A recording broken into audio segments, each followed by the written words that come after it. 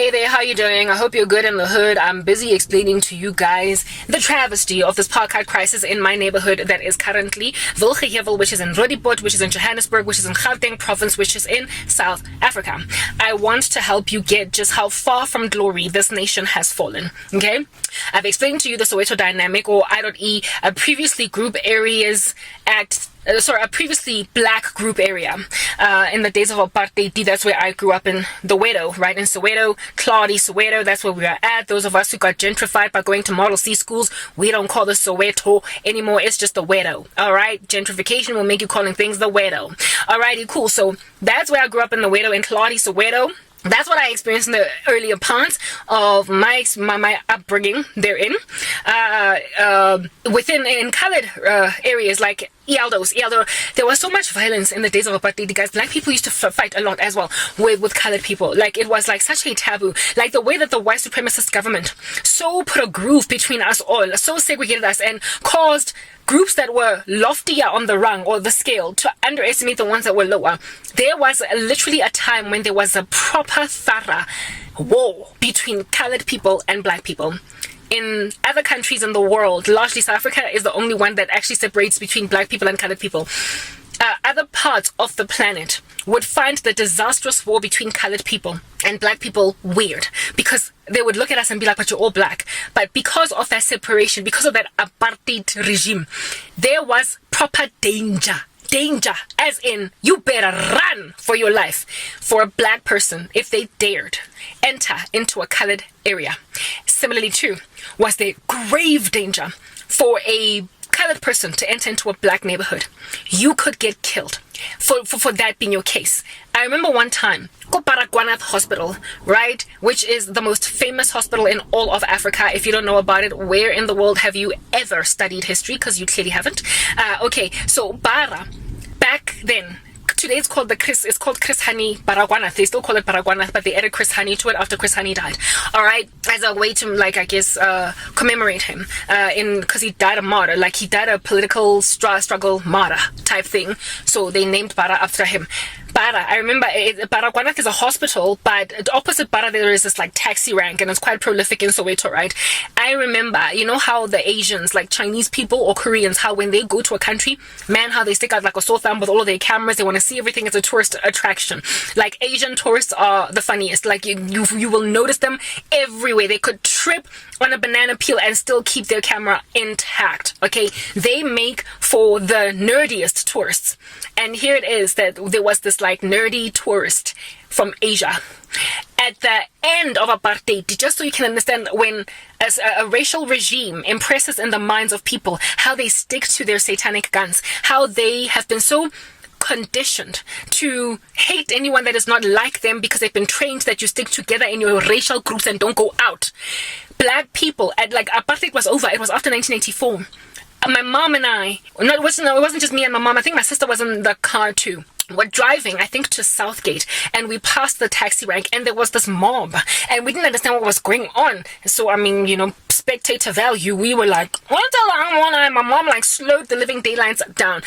For the life of me, do you know why there was that mob that was threatening a human individual? It's because they dared encounter an Asian man, tourist, in Bara. Like, the dude was like, I want to go to Soweto and I want to see Bara. Apartheid is over, so I can go. I want to see where Mandela lived. Soweto! The dude came to Soweto with all of his paraphernalia cameras. He was accompanied by black friends.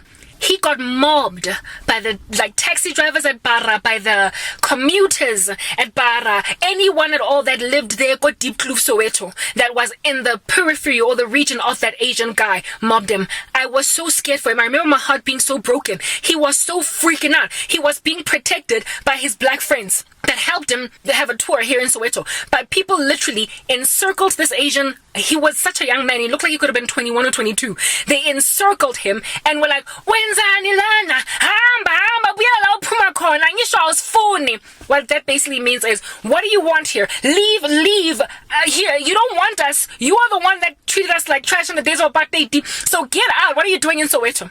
That is what apartheid did. All of that conditioning of black people to be segregated and all of that fighting and the underestimate, like when you underestimate a person and you elevate somebody else above them, Asians belong to the Indian category, you will end up having hostilities, like a little bit of an, a resentment for people that are within the group of those that are called better than you. And so this dude, I don't think he got killed, but he was literally told, get out of Soweto. You don't get to bring all of your cameras and everything and take photos of us poor black people. Just get out. At that stage, apartheid had ended. That happened, I was still a child, so I could have been like 12 years old, type establishment thing. And that was still an issue, even though we had already voted for a new president and everything was starting to get better. But people were still holding on to that hatred of the past. That would never happen today. Like, there's white people roaming the streets of Soweto playing, like, skipping. There are white men taking out lobola for black girls that live in Pimville, Soweto. So it no longer happens, okay? But before we could be weaned off that mentality that, what is an Asian person doing here in Soweto? They would fight anyone that had a different skin color because of that racial indiscretion of the past and that segregation and Apartheid Areas Act thing. So that thing that happened to that Asian man, it was a continuation of what was an existing brewing war between black people and colored people. The war was especially prolific between blacks and coloreds, okay, where it is that thanks to the segregation under apartheid, even though essentially today, like, other countries think of us as the same thing, nobody sees the difference between Trevor Noah and a black person in the US. He's just a black dude. But in South Africa, he's colored. Do you understand what I'm saying? And it doesn't matter how much Xhosa the guy might speak, he's still colored because, he's got that mixed blood type establishment thing. Black and colored people were at such loggerheads that if a person in Soweto were to mistakenly find themselves in Eldorado Park is a historically group areas act for colored people. So it was separated literally by just a highway. So Soweto, this is like Soweto, and this is Eldos.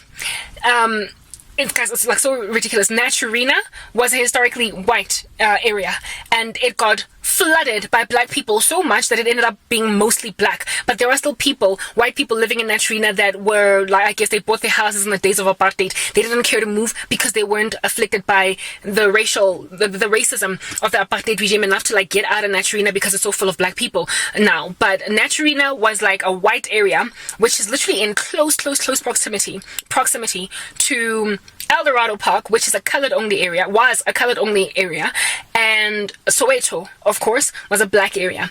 And if you mistakenly sneezed and found yourself out of the border of Soweto and in the border of Eldos, you could get stoned to death by colored people. Similarly, too, if a colored person mistakenly sneezed and landed in just the beginning of Soweto, he could get stoned by black people.